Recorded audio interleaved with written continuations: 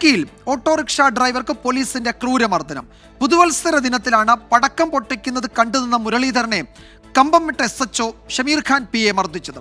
24 വാർത്തയ്ക്ക് പിന്നാലെ കട്ടപ്പന ASPയോട് ഇടുക്കി ജില്ലാ പോലീസ് മേധാവി റിപ്പോർട്ട് തേടിയിട്ടുണ്ട്.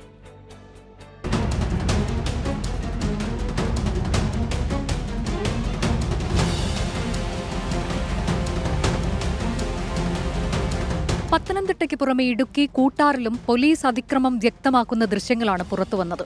പുതുവത്സര ദിനത്തിൽ പടക്കം പൊട്ടിക്കുന്നത് കണ്ടുനിന്നതിനാണ് കുമരകംമെട്ട് സ്വദേശി മുരളീധരന് പോലീസ് മർദ്ദനം.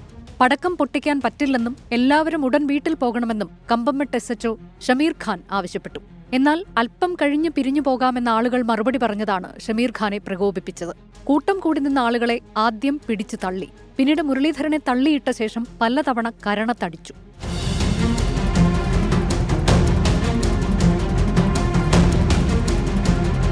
മർദ്ദനത്തിൽ മുരളീധരന്റെ പല്ലൊടിഞ്ഞു. ചികിത്സാ ചെലവ് നൽകാമെന്ന് വാഗ്ദാനം നൽകിയാണ് പോലീസ് കേസ് ഒത്തുതീർപ്പാക്കിയത്. എന്നാൽ ഒരാഴ്ച കഴിഞ്ഞതോടെ നിലപാട് മാറ്റി. ഞങ്ങൾ 16-ാം തീയതി SP ഓഫീസിലാണ് പരാതി ഫസ്റ്റിലേക്ക് കൊടുക്കുന്നത്. അത് DYFI ഓഫീസിലേക്ക് ട്രാൻസ്ഫർ ചെയ്ത് അങ്ങോട്ട് കൊടുത്തിട്ടുണ്ട്. അന്വേഷിച്ച് റിപ്പോർട്ട് കൊടുക്കാനാണ് പറഞ്ഞിരിക്കുന്നത്.